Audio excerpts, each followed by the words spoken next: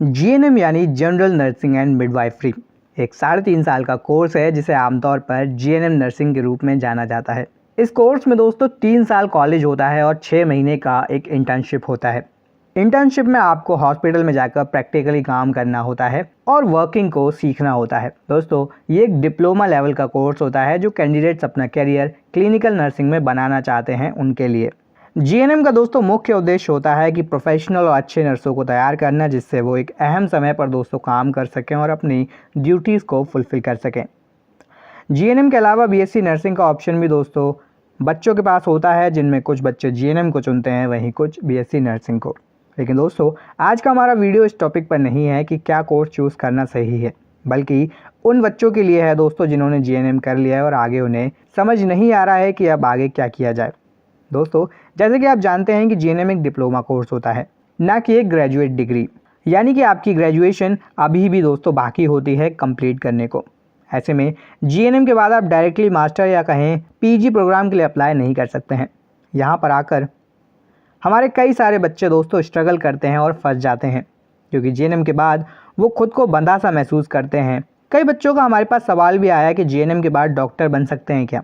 अगर आपने भी दोस्तों ऐसा ही सोचा है तो ये वीडियो आपके लिए ही है, इसलिए दोस्तों इस वीडियो में आप अंत तक ज़रूर बने रहिएगा।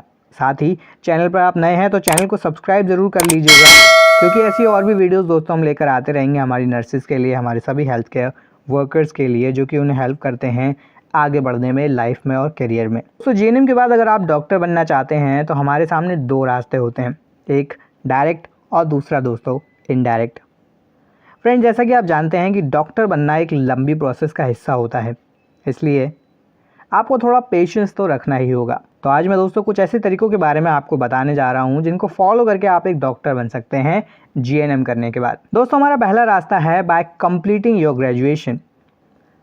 अब दोस्तों क्योंकि जीएनएम एक डिप्लोमा प्रोग्राम है, मीन्स आप अभी भी अंडर ग्रेजुएट ही हैं, तो सबसे पहले आपको ज़रूरत है 2 साल के post basic BSc nursing programme को ज्वाइन करके ग्रेजुएट होने की। एक बार दोस्तों आप अपना post basic BSc nursing programme complete कर लेते हैं, जो कि 2 साल का होता है, उसके बाद दोस्तों आप एमएससी में एडमिशन ले सकते हैं और एमएससी कंप्लीट करने के बाद फिर दोस्तों पीएचडी प्रोग्राम के लिए अप्लाई कर सकते हैं। इस पूरी प्रोसेस में दोस्तों आपको करीब 8 से 9 साल का समय लग सकता है, जो कि एक लंबा समय है। अगर आप इतने समय तक पेशेंस रख सकते हैं दोस्तों तो आप इस रास्ते को चूज़ कर सकते हैं और पीएचडी कंप्लीट करके भी दोस्तों आप एक डॉक्टर बन सकते हैं। वहीं बात करें दोस्तों हमारे अगले ऑप्शन की, तो वो दोस्तों उन कैंडिडेट्स के लिए है जो पढ़ने से जी नहीं चुराते हैं। जी हाँ, अगर आपको लगता है कि आप पढ़ाई करके अपने लिए रास्ते बना सकते हैं तो आपको मेडिकल एंट्रेंस एग्ज़ाम को देना चाहिए और फिर एमबीबीएस, बीएएमएस, बीडीएस जैसे प्रोग्राम में दोस्तों सीट के लिए ट्राई करना चाहिए। इंडिया में कई सारे नेशनल लेवल और स्टेट लेवल दोस्तों एग्ज़ाम्स कंडक्ट किए जाते हैं, जिनमें आप शामिल होकर दोस्तों इन प्रोग्राम्स में एडमिशन ले सकते हैं। अगर दोस्तों हम कुछ कॉमन नेशनल और स्टेट लेवल एंट्रेंस एग्ज़ाम्स की बात करें दोस्तों तो इनमें सबसे पहले नाम आता है नीट का, जो कि नेशनल लेवल पर होता है। उसके अलावा दोस्तों एम्स एक नेशनल लेवल पर एग्ज़ाम कंडक्ट कराता है। जिपमर दोस्तों हमें एग्ज़ाम देखने को मिलता है। MGIMS वर्धा की ओर से दोस्तों नेशनल लेवल एग्ज़ाम देखने को मिलता है। MUOET मणिपाल नेशनल लेवल होता है दोस्तों, ये भी CMC लुधियाना की ओर से हमें एग्ज़ाम देखने को मिलता है। CMC वेल्लोर दोस्तों नेशनल लेवल पर होता है। उसके अलावा GGS IPU सेट दिल्ली की ओर से दोस्तों नेशनल लेवल एग्ज़ाम देखने को मिलता है। कुछ स्टेट लेवल एग्ज़ाम्स की बात करें तो जैसे दोस्तों असम CEE जो कि MBBS के लिए होता है, स्टेट लेवल होता है दोस्तों। EAM CET दोस्तों AP आंध्र प्रदेश में होता है, MBBS के लिए ये भी स्टेट लेवल पर होता है। गोवा सेट एग्ज़ाम होता है दोस्तों स्टेट लेवल पर। गुजरात की ओर से दोस्तों हमें स्टेट लेवल एग्ज़ाम देखने को मिलता है जिसका नाम है ACP MEC। JK CET दोस्तों जम्मू एंड कश्मीर के उन कैंडिडेट्स के लिए होता है, वो MBBS में दोस्तों यहाँ पर एक हमें स्टेट लेवल एग्ज़ाम देखने को मिलता है। कर्नाटका देखने को मिलता है दोस्तों, कर्नाटका MBBS। KEAM केरला देखने को मिलता है। MSCET तो दोस्तों आप देख सकते हैं यूपी में जो एग्ज़ाम होता है दोस्तों होता है CPMT स्टेट लेवल एग्ज़ाम होता है। तो ऐसे कई सारे दोस्तों स्टेट लेवल एग्ज़ाम होते हैं, स्टेट और नेशनल लेवल पर दोस्तों जैसा हमने बताया। तो ऐसे कई सारे एग्ज़ाम होते हैं जिनमें आप अप्लाई कर सकते हैं अगर दोस्तों वो क्राइटेरिया मैच करता है, क्योंकि हर एग्ज़ाम का अपना एक क्राइटेरिया होता है, एक एज लिमिट होता है, कुछ रिक्वायरमेंट्स होती हैं। अगर आपकी रिक्वायरमेंट्स मीट होती हैं दोस्तों फिर आप इन एग्ज़ाम्स में बैठ सकते हैं, इनकी प्रिपरेशन कर सकते हैं। दोस्तों इन एग्ज़ाम की प्रिपरेशन करने के बाद में आप बैचलर प्रोग्राम में एडमिशन ले सकते हैं। इस तरह दोस्तों आपको 5 से 6 साल का समय लग सकता है इस पूरी प्रोसेस को कंप्लीट करने के लिए। इस तरह दोस्तों आप एक डॉक्टर बन सकते हैं। अब सवाल उठता है कि आप डॉक्टर बनना क्यों चाहते हैं। तो आप में से कुछ ज़रूर कहेंगे कि दोस्तों डॉक्टर की एक अलग ही रिस्पेक्ट होती है, सैलरी अच्छी होती है, उनकी एक इमेज होती है सोसाइटी में, उनका एक रुतबा होता है, राइट। तो ये बिल्कुल सही है दोस्तों, ऐसा ही होता है। लेकिन आपको यहाँ पर ये देखना है कि आप डॉक्टर क्यों बनना चाहते हैं, आपका डॉक्टर बनने का पर्पज़ क्या है। अगर आप अपनी सैलरी बढ़ाने के लिए डॉक्टर बनना चाहते हैं तो आपको इतने लंबे प्रोसेस को फॉलो करने की ज़रूरत नहीं है। लेकिन अगर आप बनना ही डॉक्टर चाहते हैं तो फिर आपको दोस्तों इन प्रोसेस को ज़रूर फॉलो करना चाहिए। लेकिन दोस्तों हम लोग बात करते हैं यहाँ सैलरी के पॉइंट ऑफ व्यू से। आप एक जीएनएम है, सैलरी नहीं बढ़ रही है, पोस्ट नहीं बढ़ रही है, तब क्या करें। तो अगर आप पोस्ट बेसिक बीएससी नर्सिंग दोस्तों अपना कंप्लीट कर लेते हैं, उसके बाद सिर्फ एमएससी भी कर लेते हैं, तो दोस्तों तब भी आपकी सैलरी ईजिली 30,000 से 50,000 के बीच में हो सकती है। इंडिया के दोस्तों किसी भी शहर से आप बिलोंग करते हो, वहाँ पर दोस्तों आप इतनी सैलरी ईजिली ग्रैब कर सकते हैं, बिटवीन 30,000 टू 50,000 पर मंथ।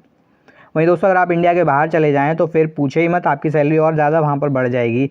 वैसे दोस्तों अगर आप में से कोई भी इंडिया के बाहर नर्स की जॉब करना चाहता है तो हमने ऑलरेडी एक वीडियो इस टॉपिक पर बना रखा है, जिसे आप ऊपर आई बटन पर जाकर देख सकते हैं।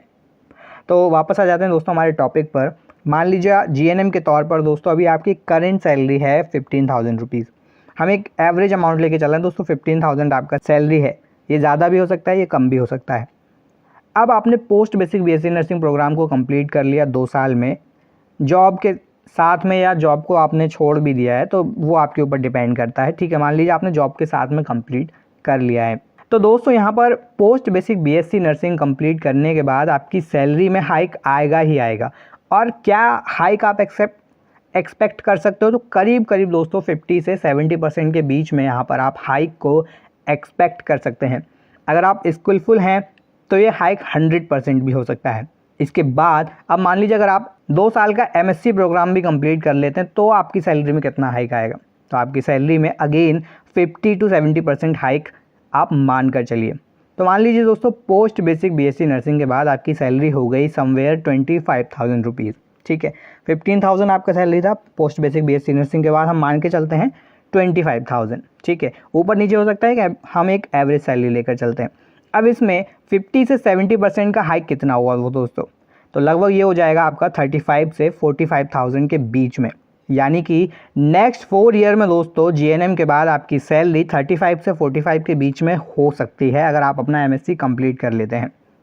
अब यहाँ पर अगर आप एमएससी के बाद 4 साल और लगाने को तैयार हैं तो आप दोस्तों पीएचडी कंप्लीट होने तक आपकी सैलरी यहाँ पर 80,000 से 1.5 लाख के बीच में हो सकती है। ठीक है, हम एक दोस्तों एवरेज अमाउंट लेकर चल रहे हैं, ज़्यादा भी हो सकती है। ठीक है, वो डिपेंड करेगा आपके नॉलेज पर, आपके स्किल सेट पर।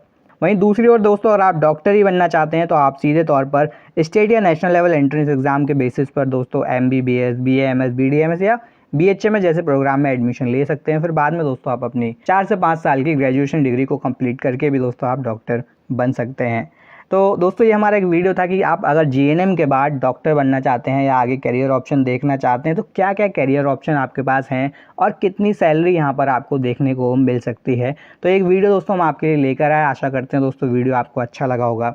वीडियो इन्फॉर्मेटिव लगा हो तो लाइक और शेयर ज़रूर करें। साथ ही आप चैनल पर नए हैं तो चैनल को भी सब्सक्राइब करें दोस्तों और जुड़े हमारे चैनल के साथ ऐसी ही और भी वीडियोज़ को पाने के लिए। वीडियो में आप सभी अंत तक बने रहे, उसके लिए आप सभी का धन्यवाद।